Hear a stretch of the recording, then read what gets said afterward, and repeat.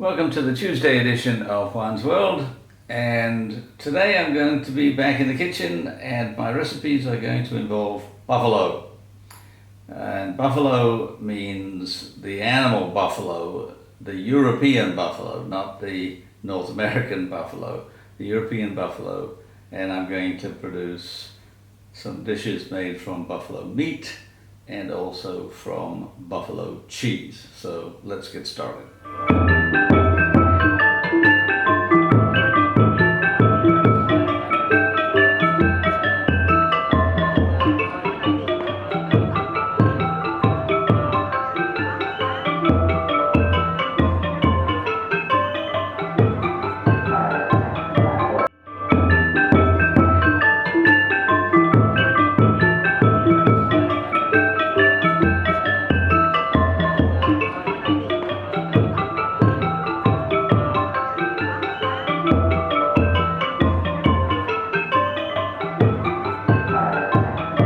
Alright, well, buffalo meat is not all that common in butchers or supermarkets, either in the United States or in Europe.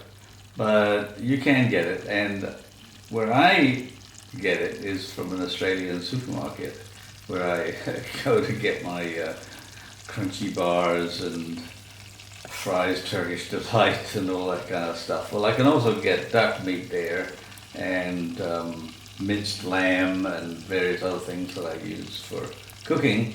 And once in a while they have a buffalo loin. So I got one and froze it for a long time, and now I'm trying to get rid of old meats in my freezer, and there's this buffalo loin at the back. So the first thing you have to notice, and you'll see I've got it now sauteing in butter very slowly, and you'll notice that it's not got much fat in it. It's not marbled at all, which means it's going to be tough if you just grill it or roast it like you would a piece of beef. You have to go slowly and carefully. So my first step was to put the loin in some butter, very gently saute, turn it, cover, continue to cook. And then maybe after about 25 minutes, something like that, I turned it out and sliced it a little bit, and you'll see it's medium rare. And it was not too bad, but it was a little bit tough. So my next step was to chunk it up a good bit, add some various items including mushrooms, and braise. And braise and braise and braise. I cooked it, I think, for about an hour and a half, and then it was a lot more tender than it had been when I just simply grilled it.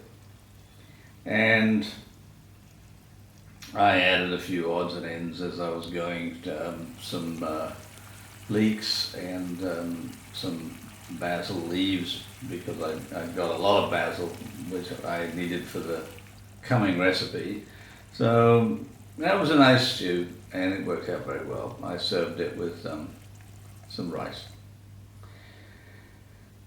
And now the other important step, which people who don't know Italian cooking very well don't understand this, but mozzarella can come in two very different varieties in Italy. One of them is a relatively hard melting yellow cheese, which you use to make pizzas and all that kind of thing. And the other one is mozzarella di bufala. That's buffalo mozzarella. That's made with buffalo milk, and it's a very soft white cheese. And it's got a lot of uses, but the two uses that I'm going to show here are very traditional. The first one is caprese. And caprese in England is normally, or not, I wouldn't say normally, but it's quite often called tricolore. There's three color, like tricolor, because it's the colors of the Italian flag. That's red, white, and green.